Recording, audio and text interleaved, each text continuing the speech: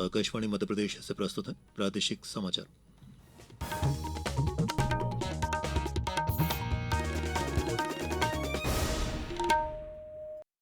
नमस्कार, समाचारों के साथ मैं प्रशांत सिंह। राष्ट्रपति द्रौपदी मुर्मू ने भारतीय संविधान का उल्लेख एक जीवंत और प्रगतिशील दस्तावेज के रूप में किया है।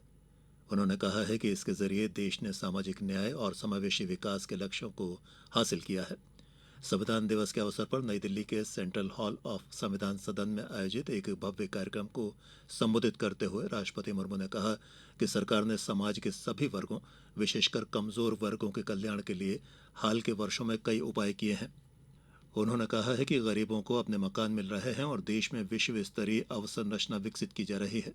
राष्ट्रपति ने सभी देशवासियों से विकसित भारत के लक्ष्य के लिए समर्पण के साथ काम करने का अनुरोध किया है। संविधान के प्रति युवाओं में उत्साह को देखकर हम सब देश के भविष्य के प्रति आश्वस्त हो सकते हैं। मैं सभी देशवासियों से अनुरोध करती हूँ कि वे हमारे संवैधानिक आदर्शों को अपने आचरण में डालें, मूल कर्तव्यों का पालन करें तथा वर्ष 2047 तक विकसित भारत के निर्माण के राष्ट्रीय लक्ष्य के प्रति समर्पण के साथ आगे बढ़े। संसद भवन में आयोजित संविधान दिवस कार्यक्रम में उपराष्ट्रपति जगदीप धनखड़ ने कहा है कि ये महत्वपूर्ण दिन देश के संविधान को अंगीकार करने के 75 वर्षों को मनाने के रूप में एक ऐतिहासिक पड़ाव को चिन्हित करता है। ये विश्व के सबसे बड़े और अत्यधिक गतिशील लोकतंत्र के लिए एक महत्वपूर्ण उपलब्धि है। लोकसभा अध्यक्ष ओम बिरला ने अपने संबोधन में कहा कि भारतीय संविधान देश के लोगों की वर्षों की तपस्या, बलिदान, प्रतिभा और शक्ति का परिणाम है। कार्यक्रम के दौरान राष्ट्रपति ने भारत के संविधान के अंगीकार की 75वीं वर्षगांठ को समर्पित एक स्मारक सिक्का और डाक टिकट जारी किया। साथ ही संस्कृत और मैथिली भाषाओं में संविधान भी जारी किया गया। कार्यक्रम में art of constitution of India को समर्पित एक बुकलेट का भी अनावरण किया गया। कार्यक्रम में प्रधानमंत्री नरेंद्र मोदी, कई केंद्रीय मंत्री, लोकसभा और राज्यसभा में विपक्ष के नेता, सांसद और अन्य गणमान्य व्यक्तियों ने भागीदारी की।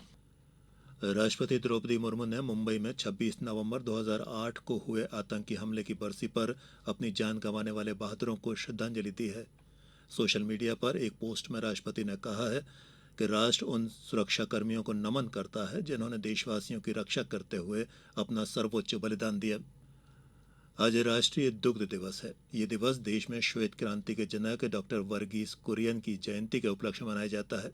आज डॉक्टर कुरियन की 103वीं जयंती के उपलक्ष्य में नई दिल्ली में आयोजित किए जा रहे कार्यक्रम में देश की अर्थव्यवस्था और पोषण सुरक्षा में डेयरी क्षेत्र के योगदान को प्रदर्शित किया जा रहा है।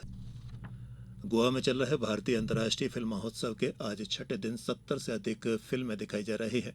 इनमें इंडिया वोट्स, स्ट्राइड और beyond the court, the Indian wheelchair basketball journey शामिल हैं। एक्सेसिबल इंडिया एक्सेसिबल फिल्म्स खंड में फिल्मों को ऑडियो विवरण और भारतीय सांकेतिक भाषा के साथ प्रदर्शित किया गया है, जिससे नेत्रहीन और बधिर दर्शक भी इन फिल्मों का आनंद ले सकेंगे। और अब इस बुलेटिन के कुछ समाचार संक्षिप्त में। महाराष्ट्र के मुख्यमंत्री एकनाथ शिंदे ने आज मुख्यमंत्री पद से इस्तीफा दे दिया है। राज्यपाल सीपी राधाकृष्णन ने श्री शिंदे को अगले मुख्यमंत्री की नियुक्ति तक काम करने को कहा है।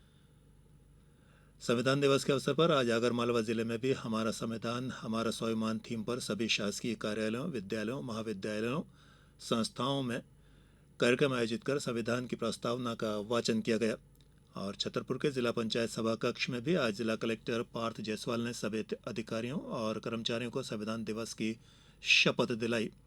सभी को नियम कानून के तहत काम करने और जनसेवा करने का उन्होंने आग्रह भी किया। प्रादेशिक समाचारों के इस बुलेटिन में अभी इतना ही। आगे दीजिए। नमस्कार।